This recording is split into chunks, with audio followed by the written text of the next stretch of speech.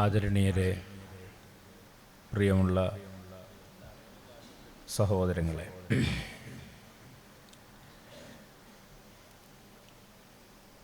ഈ കലാലയത്തിലെ വിദ്യാർത്ഥികളും അധ്യാപകരും ചേർന്ന് സംഘടിപ്പിക്കുന്ന ഗുൽസാർ എന്ന പേരുള്ള ഈ ഒരു മഹത്തായ സംരംഭം നിങ്ങളുടെ അവരുടെയും ആശീർവാദത്തോടെ ഉദ്ഘാടനം ചെയ്തതായി ഞാൻ പ്രഖ്യാപിക്കും.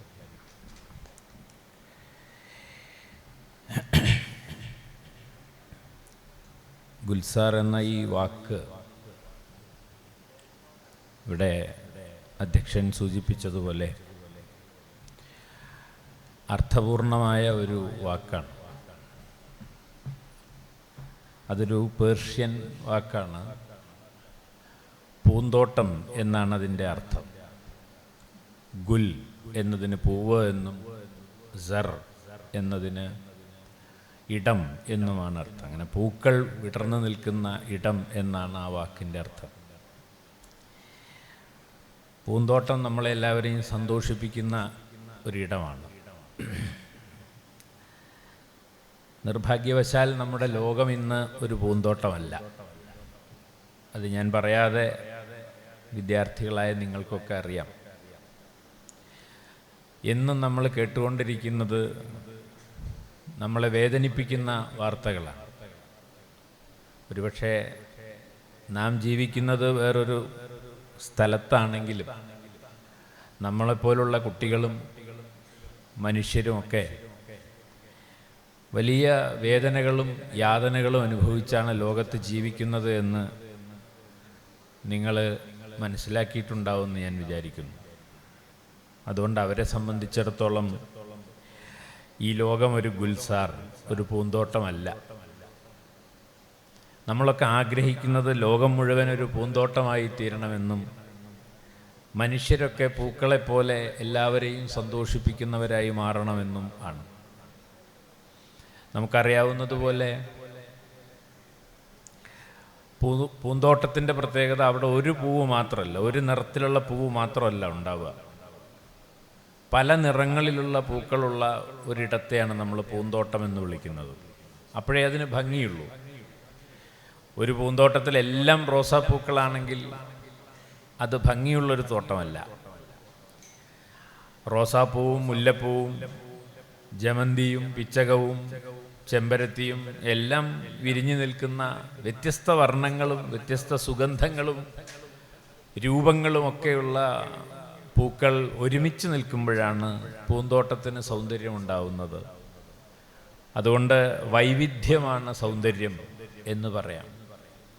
യഥാർത്ഥത്തിൽ ഇന്ത്യ എന്ന് പറയുന്നൊരു രാജ്യം അങ്ങനെ ഒരു പൂന്തോട്ടമായി ഇരിക്കേണ്ട സ്ഥലമാണ്. കാരണം അത്രമാത്രം സംസ്കാരങ്ങളും വിശ്വാസങ്ങളും ഭാഷകളും ഒക്കെയുള്ള ഇത്ര മനോഹരമായൊരു ഭൂമി ഒരുപക്ഷെ ഒരു പ്രദേശം ഭൂമിയിൽ മറ്റൊരിടത്ത് ഉണ്ടാവില്ല. അത്രമാത്രം വൈവിധ്യങ്ങളാണ് നമ്മുടെ നാട്ടിലുള്ളത്.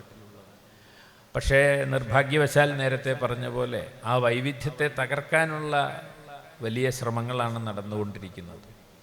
അപ്പം നമ്മൾ ആ വൈവിധ്യത്തെ നിലനിർത്താനും വൈവിധ്യങ്ങളിലൂടെ നമുക്ക് സഹകരിച്ചും സ്നേഹിച്ചും സഹോദരങ്ങളെപ്പോലെ ജീവിക്കാൻ കഴിയുമെന്ന് തെളിയിക്കാനും ഈ ഗുൽസാർ എന്ന് പറയുന്ന പരിപാടിയിൽ നിന്ന് നിങ്ങൾക്ക് കിട്ടുന്ന ഊർജം ഭാവിയിൽ സഹായകരമാകട്ടെ എന്ന് ഞാൻ വിചാരിക്കുന്നു. സ്വാഭാവികമായും ഇത് അറിവിൻ്റെ ഒരിടമാണ് ഈ കലാലയം എന്ന് പറയുന്നത്. അറിവ് വളരെ പ്രധാനമാണെന്ന് കരുതുന്ന ഒരു മതമാണ് ഇസ്ലാം മതം. പരിശുദ്ധ ഖുർആൻ ആരംഭിക്കുന്നത് തന്നെ നിങ്ങൾ വായിക്കുവിൻ എന്ന് പറഞ്ഞുകൊണ്ടാണ് എന്ന് നിങ്ങൾക്കറിയാം. ദൈവത്തിൻ്റെ പേരിൽ, അള്ളാഹുവിൻ്റെ പേരിൽ നിങ്ങൾ വായിക്കണം എന്ന് പറഞ്ഞുകൊണ്ടാണ് ഖുർആൻ ആരംഭിക്കുന്നത് തന്നെ. അതുകൊണ്ട് അറിവ് നേടുക എന്നുള്ളതാണ് പ്രവാചകൻ ഏറ്റവും വലിയ മാനവിക മൂല്യമായി പറഞ്ഞിട്ടുള്ളത്. ലോകത്തെവിടെയാണെങ്കിലും നിങ്ങൾ അറിവ് നേടാൻ ശ്രമിക്കണം. അതെത്ര കഷ്ടപ്പെട്ടാണെങ്കിലും അറിവ് നേടണം എന്ന് അദ്ദേഹം പറയുന്നുണ്ട്. അത് വലിയൊരു പാഠമാണ്. അത് മനുഷ്യ സമൂഹത്തെ സംബന്ധിച്ചിടത്തോളം ഒരുപക്ഷെ ഏറ്റവും വലിയ പാഠമാണ് അറിവ് നേടുക എന്ന് പറയുന്നത്. അങ്ങനെ ഒരു തരത്തിൽ പറഞ്ഞാൽ പരിശുദ്ധ ഖുർആൻ എന്ന് പറയുന്നത് ജ്ഞാനശാസ്ത്രത്തെ സംബന്ധിച്ചുള്ള വലിയൊരു വേദഗ്രന്ഥമാണ് എന്ന് പറയാം. കാരണം അത്രയും മൗലികമായിട്ടുള്ള ആശയങ്ങളാണ് അറിവിനെക്കുറിച്ച് ഈ പരിശുദ്ധ ഖുർആൻ അവതരിപ്പിച്ചിട്ടുള്ളത്. അതിൽ ഈ അറിവിനെക്കുറിച്ച് പറയുമ്പോൾ അതിൽ ഏറ്റവും പ്രധാനപ്പെട്ട കാര്യം, നമ്മളിന്ന് അറിവിൻ്റെ ലോകത്താണല്ലോ ജീവിക്കുന്നത്. വിവരസാങ്കേതിക വിദ്യ എന്നാണ് നമ്മൾ ഇൻഫർമേഷൻ ടെക്നോളജിയെ പറ്റി പറയാറുള്ളത്. പക്ഷെ ആ വിവരമാണോ അല്ലെങ്കിൽ ആ വിവരം മാത്രമാണോ അറിവ് എന്ന ചോദ്യം വളരെ പ്രധാനപ്പെട്ട ഒരു ചോദ്യമാണ്. ഖുർആൻ മുന്നോട്ട് വെക്കുന്ന ഈ അറിവിൻ്റെ സങ്കല്പം എന്ന് പറയുന്നത് ഈ വിവരം എന്ന് പറയുന്നതല്ല. വിവരമുണ്ട് എന്നതുകൊണ്ട് നിങ്ങൾക്ക് അറിവുണ്ടാകണമെന്നില്ല. വിവരവും അറിവും ഉണ്ടെങ്കിലും നിങ്ങൾക്ക് തിരിച്ചറിവുണ്ടാകണമെന്നില്ല. അങ്ങനെ ജ്ഞാനത്തിൻ്റെ 3 തലങ്ങളെപ്പറ്റി ഈ പരിശുദ്ധ ഖുർആനിൽ സൂചിപ്പിക്കുന്നുണ്ട്. അതൊന്ന് നേരത്തെ പറഞ്ഞ വിവരം ആണ്, ഇൻഫർമേഷൻ. രണ്ടാമത്തത് അറിവാണ്, നോളജ്. എന്നാൽ പരമമായ അറിവെന്ന് പറയുന്നത് വിസ്ഡം, ജ്ഞാനമാണ്. അത് അന്തർജ്ഞാനം കൂടിയാണ്, ഇൻറ്റ്യൂഷൻ കൂടിയാണ് എന്ന് ഈ പരിശുദ്ധ ഖുർആനിൽ സൂചിപ്പിക്കുന്നു. ഈ 3 കാര്യങ്ങളും നിങ്ങൾ മനസ്സിലാക്കിയിരിക്കണം. ഇപ്പോൾ നേരത്തെ ഞാൻ നിങ്ങളുടെ ഉസ്താദുമാരോട് സംസാരിക്കുമ്പോൾ പറഞ്ഞൊരു കാര്യം, നിങ്ങളൊക്കെ മൊബൈൽ ഫോണിൻ്റെ ഒരു ലോകത്ത്, ഈ തരം ഇൻഫർമേഷൻ ടെക്നോളജിയുടെ ഒരു ലോകത്താണ് ജീവിക്കുന്നത്. വിജ്ഞാനം വിരൽത്തുമ്പിൽ എന്നാണ് നമ്മൾ പറയുന്നത്. അപ്പം ഞാൻ എന്തെങ്കിലും ഒരു കാര്യം ക്ലാസ്സിൽ പഠിപ്പിക്കുകയാണെങ്കിൽ അതിനെ സംബന്ധിച്ചുള്ള കാര്യങ്ങൾ നിങ്ങൾക്ക് നെറ്റിൽ നിന്ന് കണ്ടെത്താൻ കഴിയും. അപ്പോൾ പിന്നെ ഇതൊക്കെ നെറ്റിലുണ്ടെങ്കിൽ പിന്നെ എന്തിനാണ് ഈ ഉസ്താദുമാരും അധ്യാപകരും ഒക്കെ എന്ന് വേണമെങ്കിൽ നിങ്ങൾക്ക് ചോദിക്കാം. അങ്ങനെയാണ് ഇപ്പോൾ ലോകം ചോദിച്ചുകൊണ്ടിരിക്കുന്നത്. ക്ലാസ്സിൽ പഠിപ്പിക്കാൻ ഇനി ആർട്ടിഫിഷ്യൽ ഇൻ്റലിജൻസ് മതി, നിർമ്മിത ബുദ്ധി മതി, മനുഷ്യബുദ്ധി ആവശ്യമില്ല എന്ന മട്ടിലാണ് കാര്യങ്ങൾ പറഞ്ഞുകൊണ്ടിരിക്കുന്നത്. പക്ഷേ അതിലൂടെ നിങ്ങൾക്ക് കൈവരിക്കാൻ കഴിയുന്നത് നേരത്തെ പറഞ്ഞ വിവരങ്ങൾ മാത്രമാണ്. വിവരത്തിനപ്പുറമുള്ള ഒന്നാണ് അറിവ് എന്ന് പറയുന്നത്. അറിവും വിവരവും തമ്മിലുള്ള വ്യത്യാസം എന്താണ്? വിവരം എന്ന് പറഞ്ഞു കഴിഞ്ഞാൽ അതിങ്ങനെ പലതായി ചിതറിക്കിടക്കുന്നതാണ്. പലതായി ചിതറിക്കിടക്കുന്ന, നിങ്ങൾ റീൽ എന്നൊക്കെ പറയുന്ന പുതിയ ഏർപ്പാട് അതാണ്. അതിങ്ങനെ ഒന്ന് കഴിഞ്ഞാൽ ഒന്നായിട്ട് പിന്നെ പലതും വന്നുകൊണ്ടിരിക്കും. തമ്മിലൊരു ബന്ധം ഉണ്ടാവണമെന്നില്ല. എന്നാൽ അങ്ങനെ പലയിടങ്ങളിൽ നിന്ന് നമുക്ക് കിട്ടുന്ന വിവരങ്ങളെ പരസ്പരം ബന്ധിപ്പിച്ചുകൊണ്ട് ആലോചിക്കുമ്പോഴാണ് അറിവ് ഉണ്ടാവുന്നത്, നോളജ്.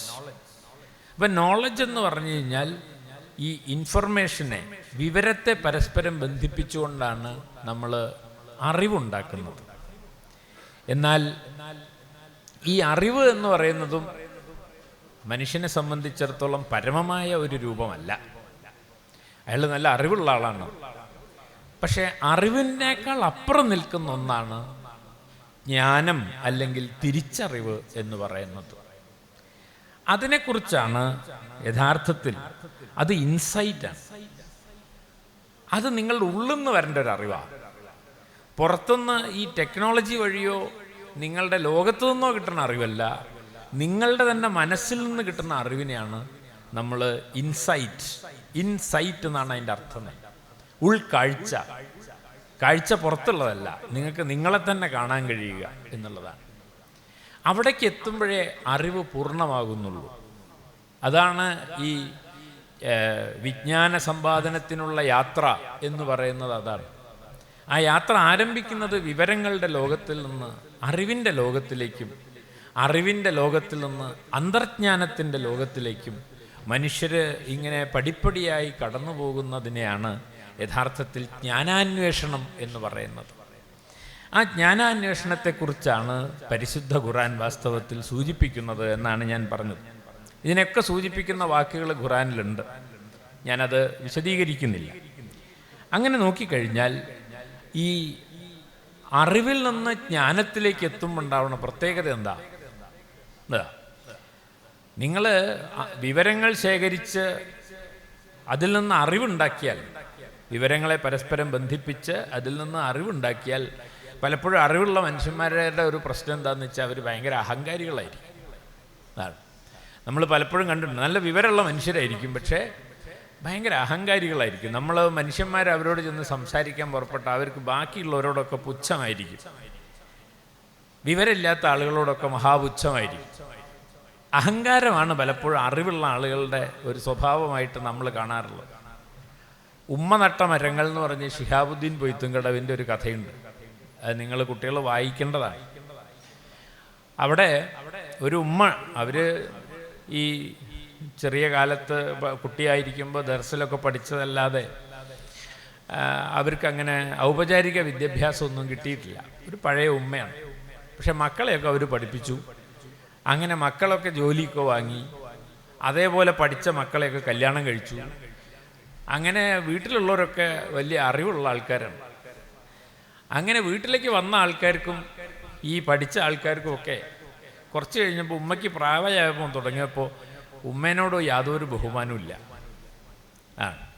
ഉമ്മ പറയുന്ന കാര്യങ്ങളൊന്നും കേൾക്കില്ല. ഉമ്മ പറയുന്നതൊക്കെ വിഡ്ഢിത്താണെന്ന് പറയും. ഉമ്മേനോട് അടങ്ങിയിരിക്കാൻ പറയും, മിണ്ടണ്ടെന്ന് പറയും. അത് ഉമ്മയ്ക്ക് വലിയ പ്രയാസമായി. അപ്പോൾ ഉമ്മ എന്താ ചെയ്യണമെന്ന് വെച്ചാൽ തൻ്റെ തൊടിയിലൊക്കെ നടന്ന് മരങ്ങൾ നടുകയും അതിന് വെള്ളമൊഴിച്ച് ശുശ്രൂഷിക്കുകയും അങ്ങനെ മരങ്ങളെ മക്കളെപ്പോലെ പോറ്റുകയും ചെയ്യുന്ന ഒരു ഉമ്മയാണ്.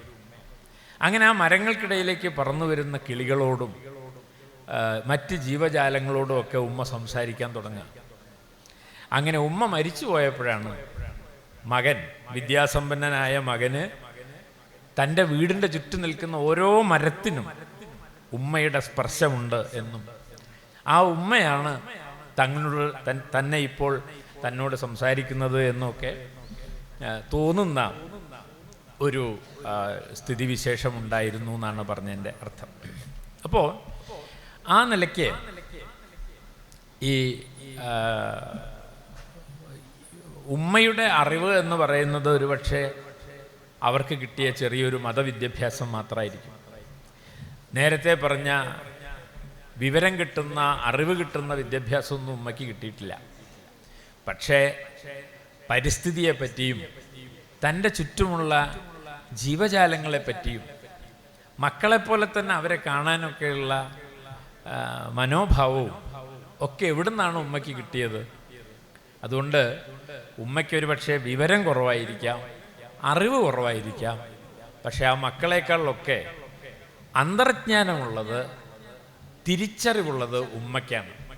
ഇന്നിപ്പോൾ നമ്മൾ പരിസ്ഥിതിയെ പറ്റിയൊക്കെ ധാരാളം പറയും.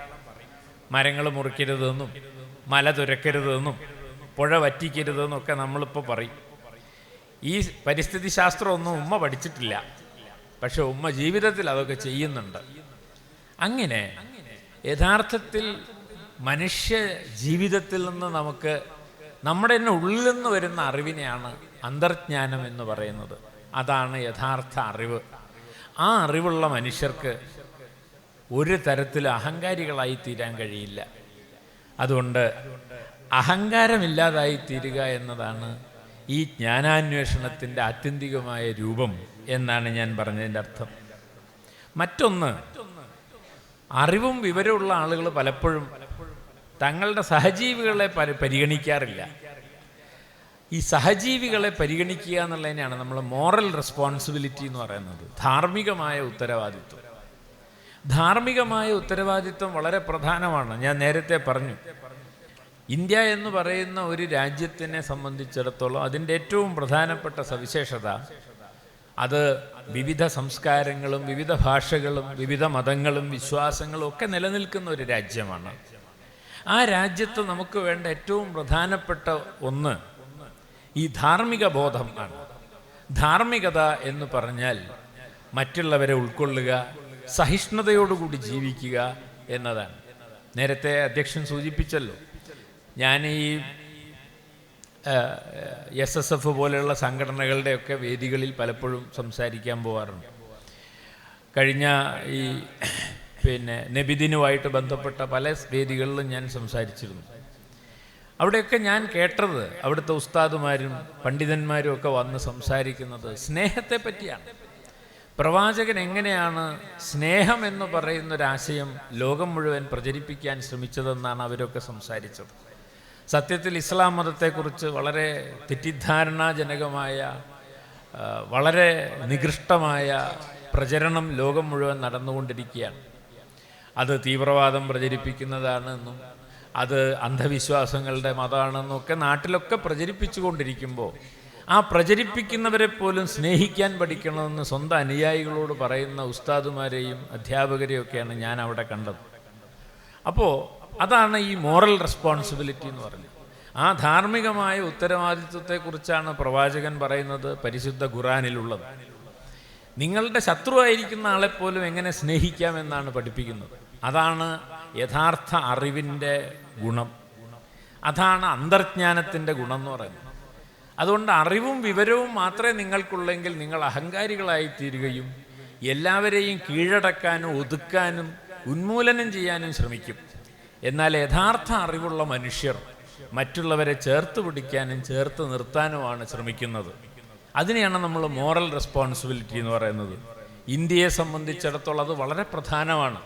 കാരണം ഈ വെറുപ്പും വിദ്വേഷവുമാണ് നമ്മൾ പ്രചരിപ്പിക്കുന്നതെങ്കിൽ അത് ഈ സമൂഹത്തെ തന്നെ ഇല്ലാതാക്കും. അതിനകത്ത് ആർക്കും രക്ഷ ഉണ്ടാവില്ല. മതവും ജാതിയും ഭാഷയും സംസ്കാരവും ഒന്നും അതിന് അവിടെ കടന്നു വരില്ല. വെറുപ്പും വിദ്വേഷവും വന്നു കഴിഞ്ഞാൽ അത് എല്ലാ മനുഷ്യരെയും തകർത്ത് കളയും എന്ന് നമ്മൾ ആലോചിക്കണം. അതുകൊണ്ട് മാത്രമല്ല, ഈ അന്തർജ്ഞാനമുള്ള ഒരാൾക്കാണ് ഡിവൈൻ ഓർഡർ എന്ന് നമ്മൾ പറയില്ലേ, ഈ പ്രപഞ്ചത്തിൻ്റെ ഒരു ക്രമം, നമ്മൾ പറയുന്ന ദൈവികമായ ഒരു ക്രമം, ഈ ദൈവികമായ ഒരു ക്രമത്തെക്കുറിച്ച് നമുക്ക് മനസ്സിലാവണമെന്നുണ്ടെങ്കിൽ വിവരവും അറിവും മാത്രം ഉണ്ടായാൽ പോരാ. അന്തർജ്ഞാനം ഉണ്ടാവുമ്പോൾ മാത്രമേ നിങ്ങൾക്ക് ദൈവത്തെക്കുറിച്ചും ഈ പറയുന്ന പ്രപഞ്ചത്തിൻ്റെ ക്രമത്തെക്കുറിച്ചും ഒക്കെ ഒരു ധാരണയുണ്ടാവൂ എന്നത് വളരെ പ്രധാനപ്പെട്ട. അങ്ങനെ വിവരത്തിൽ നിന്ന് അറിവിലേക്കും അറിവിൽ നിന്ന് ജ്ഞാനത്തിലേക്കും മനുഷ്യൻ വളരുമ്പോഴാണ് ഈ പറയുന്ന മനുഷ്യനിലെ ദൈവികതയും മനുഷ്യത്വവും കാരുണ്യവും എല്ലാം രൂപപ്പെട്ടു വരുന്നത് എന്ന് നമ്മളെ പഠിപ്പിക്കുന്ന ഒരു മഹത്തായ കൃതിയാണ് വാസ്തവത്തിൽ പരിശുദ്ധ ഖുർആൻ എന്നാണ് ഞാൻ പറഞ്ഞതിൻ്റെ അർത്ഥം. അതുകൊണ്ട് എന്താണ് നിങ്ങളുടെ അറിവിൻ്റെ ഉദ്ദേശം? നിങ്ങൾ എന്തിനു വേണ്ടി അറിവ് നേടുന്നത്? മറ്റുള്ളവരെ തോൽപ്പിക്കാനും കീഴടക്കാനും ഇല്ലാതാക്കാനും വേണ്ടിയിട്ടാണോ നിങ്ങൾ അറിവ് നേടുന്നത്? അതോ നിങ്ങളുടെ അറിവിൻ്റെ ഉദ്ദേശം എളിമയോടുകൂടിയ ഒരു ജീവിതം നിർമ്മിക്കുക എന്നതാണോ? അങ്ങനെ എളിമയോടുകൂടിയ ഒരു ജീവിതം ആണ്, ഉത്തരവാദിത്വത്തോടു കൂടിയ ഒരു ജീവിതമാണ് നിങ്ങളുടെ ലക്ഷ്യമെങ്കിൽ തീർച്ചയായും അറിവിൽ നിന്ന് നിങ്ങൾ ഈ തിരിച്ചറിവിലേക്ക് വളരേണ്ടതുണ്ട് എന്നാണ് ഞാൻ പറഞ്ഞതിൻ്റെ അർത്ഥം. അപ്പോൾ അറിവ് എന്ന് പറയുന്നതിൽ ഏറ്റവും പ്രധാനപ്പെട്ട ഒരു കാര്യമാണല്ലോ, നിങ്ങൾക്കൊക്കെ അറിയാം, ചിന്തിക്കുക. ചിന്തിക്കുന്നവർക്ക് ദൃഷ്ടാന്തമുണ്ടെന്നാണ് പരിശുദ്ധ ഖുർആനിൽ ഏറ്റവും പ്രസിദ്ധമായിട്ടുള്ളൊരു നിരീക്ഷണം തന്നെ. അപ്പോൾ ഈ ചിന്തിക്കുക എന്നത് മനുഷ്യന് മാത്രമുള്ള ഒരു പ്രത്യേകതയാണ്. മറ്റ് ജന്തുക്കൾക്കൊന്നും ചിന്തിക്കുക എന്ന് പറയുന്നൊരു ഒരു പ്രവൃത്തിയില്ല. അവരൊക്കെ അവരുടെ ശീലങ്ങൾ പിന്തുടരുന്നവരാണ്. നമ്മൾ കാണുന്ന മറ്റ് പട്ടികളും പൂച്ചകളും കാക്കകളും എല്ലാം അതൊക്കെ ചെയ്യുന്ന പ്രവൃത്തി അതിൻ്റെ ശീലം കൊണ്ട് ചെയ്യുന്നതാണ്. നമ്മളാരും ശീലം കൊണ്ടൊരു കാര്യം ചെയ്യില്ല. നമ്മളെപ്പോഴും പുതിയ കാര്യങ്ങൾ അറിയാൻ ശ്രമിക്കും. ആ അറിഞ്ഞ കാര്യങ്ങളെപ്പറ്റി ചിന്തിക്കും. അത് ശരിയോ തെറ്റോ എന്ന് ആലോചിക്കും. അതൊക്കെ മനുഷ്യൻ്റെ ഒരു സവിശേഷതയാണ്. അപ്പോൾ തിങ്കിങ് എന്ന് പറയുന്നത് അതാണ്. പക്ഷേ ഈ ചിന്ത എന്നുള്ളതിനേക്കാൾ ഉയർന്ന ഒന്നാണ് വാസ്തവത്തിൽ റിഫ്ലക്ഷൻ എന്ന് ഇംഗ്ലീഷിൽ പറയുന്ന ഒന്ന്. അതാണ് അത്. അതിനൊരു മലയാള വാക്ക് പറയാൻ കുറച്ച് ബുദ്ധിമുട്ടാണ്. ഈ തിങ്കിങ്, ചിന്ത എന്നുള്ളതിനേക്കാൾ ഉയർന്ന ഒരു പ്രവൃത്തിയാണ് റിഫ്ലക്ഷൻ എന്ന് പറയുന്നത്. ചിന്തിക്കുമ്പോൾ നിങ്ങൾ പുറത്തുള്ള കാര്യങ്ങളെപ്പറ്റിയാണ് ചിന്തിക്കുന്നത്. നേരത്തെ പറഞ്ഞ പോലെ വസ്തുക്കളെപ്പറ്റി, ജീവജാലങ്ങളെപ്പറ്റി, പ്രപഞ്ചത്തെപ്പറ്റി, ഇതെങ്ങനെയുള്ള കാര്യങ്ങളൊക്കെയാണ് നമ്മൾ ചിന്തിക്കുന്നത്. എന്നാൽ റിഫ്ലക്ഷൻ എന്ന് പറഞ്ഞു കഴിഞ്ഞാൽ അവിടെ നമ്മൾ ചിന്തിക്കുന്നത് നമ്മളെപ്പറ്റി തന്നെയാണ്. അങ്ങനെ സ്വയം അവരവരെ പറ്റി തന്നെ ചിന്തിക്കുന്ന ഒന്നിനെയാണ് നമ്മൾ സെൽഫ് റിഫ്ലക്ഷൻ എന്ന് പറയുന്നത്. അതിനെ നമുക്ക് നമ്മുടെ തന്നെ ആത്മത്തെക്കുറിച്ച്, നമ്മുടെ തന്നെ സെൽഫിനെ കുറിച്ചുള്ള ഒരാലോചനയ്ക്ക് ശേഷിയുള്ള ഒരു ജീവിയാണ് മനുഷ്യൻ. അങ്ങനെ പ്രപഞ്ചത്തെക്കുറിച്ച് ചിന്തിക്കുക മാത്രമല്ല, നമ്മളെക്കുറിച്ച് കൂടി ചിന്തിക്കുമ്പോഴാണ് യഥാർത്ഥത്തിലുള്ള അറിവിലേക്ക് നമ്മൾ എത്തിച്ചേരുന്നത് എന്നും ഈ ഇസ്ലാമിക ദർശനത്തിനകത്ത് പറയുന്നുണ്ട് എന്നാണ് ഞാൻ പറഞ്ഞതിൻ്റെ ചുരുക്കം. അപ്പം ഞാൻ ഈ പറയുന്ന കാര്യങ്ങളൊന്നും യഥാർത്ഥത്തിൽ ഒരു പുതിയ കാര്യം എന്ന അർത്ഥത്തിലല്ല. ഇതെല്ലാം നിങ്ങൾ പഠിക്കുന്ന നിങ്ങളുടെ മതവിദ്യാഭ്യാസത്തിൻ്റെ ഭാഗമായി തന്നെ നിലനിൽക്കുന്ന കാര്യങ്ങളാണ് ഞാൻ ഈ പറയുന്നതൊക്കെ. അപ്പോൾ ആ നിലയ്ക്ക് ഈ മതവിദ്യാഭ്യാസം എന്ന് പറയുന്ന ഒരു കാര്യം എങ്ങനെയാണ് പ്രധാനമായി തീരുന്നത് എന്ന് ചോദിച്ചാൽ, നിങ്ങളെ വിവരത്തിൻ്റെ ലോകത്തിൽ നിന്ന് തിരിച്ചറിവിൻ്റെ ലോകത്തിലേക്കും ചിന്തയുടെ ലോകത്തിൽ നിന്ന് ഈ പറയുന്ന ആത്മപ്രതിഫലനാത്മകമായ സെൽഫ് റിഫ്ലക്സീവായ ഒരു ലോകത്തിലേക്കും നിങ്ങളെ നയിക്കാൻ കഴിയുന്ന വിദ്യാഭ്യാസത്തെയാണ് ആത്മീയ വിദ്യാഭ്യാസം എന്ന് ഈ കോളേജിലെ ഈ കലാലയത്തിലെ ഉസ്താദുമാർ നിങ്ങളോട് പറയുന്നത് എന്ന് ഞാൻ മനസ്സിലാക്കുന്നു. അത് ഭൗതിക വിദ്യാഭ്യാസം നിങ്ങൾക്ക് വിവരം ലഭിക്കാനും അറിവ് ലഭിക്കാനും നിങ്ങളെ സഹായിക്കുമായിരിക്കാം. എന്നാൽ നിങ്ങളെ യഥാർത്ഥ ജ്ഞാനികളാക്കി മാറ്റുന്നത്, നിങ്ങളെ തിരിച്ചറിവിൻ്റെ ഭാഗത്തിലേക്ക് കൊണ്ടുപോകുന്നത്, നിങ്ങളിൽ ധാർമ്മികമായ ഉത്തരവാദിത്വം ഉണ്ടാക്കുന്നത് ഈ പറയുന്ന ആത്മീയമായ വിദ്യാഭ്യാസമാണ്, ഈ സ്പിരിച്വൽ എഡ്യൂക്കേഷനാണ് എന്നാണ് ഞാൻ പറഞ്ഞതിൻ്റെ അർത്ഥം. എന്നാൽ അതേസമയം മറ്റേ വിദ്യാഭ്യാസം അപ്രസക്തമാണ് എന്നല്ല. അതുകൊണ്ടാണ് ലോകത്തെവിടെ അറിവുണ്ടെങ്കിലും നിങ്ങളത് പോയി കരസ്ഥമാക്കാൻ ശ്രമിക്കണം. ഒരു കാലത്ത് ലോകനാഗരികതയുടെയും ലോകത്തെ അറിവിൻ്റെയും ഒക്കെ ഉറവിടം എന്ന് പറയുന്നത് അറേബ്യൻ നാടുകളായിരുന്നു നമുക്കറിയാം. ഈ പറയുന്ന പ്രവാചകൻ്റെ വാക്കുകളിൽ നിന്ന് ആവേശം ഉൾക്കൊണ്ട മനുഷ്യർ ലോകം മുഴുവൻ സഞ്ചരിക്കുകയും അവർ ആ അറിവൊക്കെ അറേബ്യൻ നാടുകളിലേക്ക് കൊണ്ടുപോവുകയും ആ അറേബ്യൻ സയൻസാണ് അല്ലെങ്കിൽ അറേബ്യൻ ഗണിതശാസ്ത്രമാണ് പിന്നീട് യൂറോപ്പിൽ എത്തിച്ചേരുകയും യൂറോപ്പിൽ ഇന്ന് നമ്മൾ പറയുന്ന, ഇന്നിപ്പോൾ നമ്മൾ സയൻസിൻ്റെ ലോകം എന്ന് പറഞ്ഞാൽ യൂറോപ്പാണെന്ന് പറയും. യൂറോപ്യർക്ക് 17-18 നൂറ്റാണ്ടിൽ മാത്രമാണ് ഈ അറിവൊക്കെ കിട്ടിയത്. ആ അറിവിൻ്റെ മുഴുവൻ വേരുകൾ കിടക്കുന്നത് ഈ പറയുന്ന അറേബ്യൻ ദേശത്താണ്. ആ ദേശത്തു നിന്നാണ് പുതിയ സയൻസിൻ്റെ പല ഈ വേരുകളും യഥാർത്ഥത്തിൽ നിലനിൽക്കുന്നത് എന്നാണ് ഞാൻ പറഞ്ഞതിൻ്റെ അർത്ഥം. അപ്പോൾ അത് ഒട്ടും അപ്രസക്തമല്ല. സയൻസ് പഠിക്കണം, സാമൂഹ്യശാസ്ത്രം പഠിക്കണം, ടെക്നോളജി കരസ്ഥമാക്കണം, ഭാഷകൾ പഠിക്കണം, അതൊക്കെ പ്രധാനമാണ്, അതൊക്കെ വിവരമാണ്, അതൊക്കെ അറിവാണ്. അതോടൊപ്പം തന്നെ ഈ ആത്മീയ വിദ്യാഭ്യാസവും കൂടി നേടുമ്പോഴാണ് നമ്മളെക്കുറിച്ച് മനസ്സിലാക്കാനും എളിമയുള്ളവരായിത്തീരാനും നേരത്തെ പറഞ്ഞ പോലെ ധാർമ്മികമായ ഉത്തരവാദിത്വം ഉൾക്കൊള്ളുന്നവരായിത്തീരാനും ഒക്കെ നമ്മളെ സഹായിക്കുന്നത് എന്നാണ് ഞാൻ പറഞ്ഞതിൻ്റെ അർത്ഥം. ഇന്ന് യഥാർത്ഥത്തിൽ നമ്മുടെ വിദ്യാഭ്യാസ മേഖല, നേരത്തെ നിങ്ങളുടെ ഉസ്താദുമാരോടൊക്കെ ഞാൻ സംസാരിച്ച ഒരു കാര്യം അതായിരുന്നു, വിദ്യാഭ്യാസ മേഖല വലിയ തോതിൽ കുത്തഴിഞ്ഞുകൊണ്ടിരിക്കുകയാണ്. ഞാൻ ഈ നേരത്തെ പറഞ്ഞ പോലെ 1ാം ക്ലാസ് മുതൽ PhD വരെയുള്ള കുട്ടികളെ ഞാൻ പഠിപ്പിച്ചിട്ടുണ്ട്. എനിക്ക് കാണാൻ കഴിയുന്ന ഒരു കാര്യം, ഓരോ കൊല്ലം കഴിയും തോറും കുട്ടികൾക്ക് ശ്രദ്ധ എന്ന് പറയുന്ന ഒരു കാര്യം പതിയെ പതിയെ ഇല്ലാതാവുന്നതാണ് ഞാൻ കാണുന്നത്. ശ്രദ്ധ എന്ന് പറഞ്ഞു കഴിഞ്ഞാൽ നിങ്ങൾ ചെയ്യുന്ന ഒരു പ്രവൃത്തിയിൽ തന്നെ നിങ്ങളുടെ മനസ്സിനെ ഉറപ്പിച്ചു നിർത്താൻ കഴിയുന്ന ഒരു ശീലത്തിൻ്റെ പേരാണ് ശ്രദ്ധ. അപ്പോൾ ഒരു കാര്യം ചെയ്യുമ്പോൾ, ഇപ്പോൾ ഞാൻ ഇങ്ങനെ സംസാരിച്ചുകൊണ്ടിരിക്കുമ്പോൾ തുടക്കം മുതൽ ഒടുക്കം വരെ മനസ്സ് വേറെ എവിടെയും പോവാതെ അതിൻ്റെ കൂടെ തന്നെ സഞ്ചരിക്കാൻ പറ്റിയാൽ നിങ്ങൾക്ക് ശ്രദ്ധയുണ്ട് എന്നാണ് അർത്ഥം. അതേസമയം ആ പറയണതിൻ്റെ ഇടയിൽ നിങ്ങൾ വീട്ടിലെ കാര്യം ആലോചിക്കുകയോ ക്ലാസ്സിലെ വേറെ ഏതെങ്കിലും കുട്ടികളെ കാര്യം ആലോചിക്കുകയോ ഒക്കെ ചെയ്താൽ അതിൻ്റെ അർത്ഥം നിങ്ങൾക്ക് ശ്രദ്ധയില്ല എന്നാണ്. അപ്പോൾ ശ്രദ്ധ എന്ന് പറയുന്നത് വിദ്യാർത്ഥികളെ സംബന്ധിച്ചിടത്തോളം വളരെ പ്രധാനമാണ്. അങ്ങനെ മനസ്സ് ആ പറയണതിൻ്റെ കൂടെ സഞ്ചരിക്കണം, മനസ്സിലാവാത്ത കാര്യങ്ങൾ അധ്യാപകരോട് ചോദിക്കണം. ഇങ്ങനെയാണ് നമ്മൾ അറിവ് നേടേണ്ടത് എന്ന് നമ്മൾക്ക് അറിയാം. എങ്ങനെ ഈ ഒരു ശ്രദ്ധ ഇല്ലാതായിത്തീരുന്നതിൻ്റെ ഒരു പ്രധാനപ്പെട്ട കാരണം ഞാൻ മനസ്സിലാക്കുന്നത്, നിങ്ങൾക്ക് അറിവ് നേടാൻ, നേരത്തെ പറഞ്ഞ വിവരങ്ങൾ സമ്പാദിക്കാൻ നിങ്ങളുടെ കയ്യിൽ ഒരു ഉപകരണം വന്നിട്ടുണ്ട്. അത് കമ്പ്യൂട്ടറാവാം, അല്ലെങ്കിൽ മൊബൈൽ ഫോൺ ആകാം, വേറെ ഏതെങ്കിലും ഉപകരണങ്ങളാകാം. അപ്പോൾ പിന്നെ ഈ വിവരം ഉണ്ടല്ലോ, പരീക്ഷ എഴുതാനുള്ള ചോദ്യത്തിൻ്റെ ഉത്തരമൊക്കെ അതിൽ നോക്കിയാൽ മതിയല്ലോ, പിന്നെ എന്തിനാണ് ഉസ്താദിൻ്റെ അല്ലെങ്കിൽ അധ്യാപകരുടെ ക്ലാസ് എന്ന് നമുക്ക് തോന്നും. യഥാർത്ഥത്തിൽ അധ്യാപകർ നിങ്ങൾക്ക് വിവരം നൽകുന്ന ആളുകളോ നിങ്ങൾക്ക് അറിവ് പകർന്നു നൽകുന്ന ആളുകളോ മാത്രമല്ല, അവരെ, മനുഷ്യരെ, കുട്ടികളെ, പുതിയ തലമുറയിൽപ്പെട്ട ആളുകളെ ഈ തിരിച്ചറിവിൻ്റെയും ജ്ഞാനത്തിൻ്റെയും ലോകത്തേക്ക് ആനയിക്കുന്നവരാണ് യഥാർത്ഥത്തിൽ അധ്യാപകർ.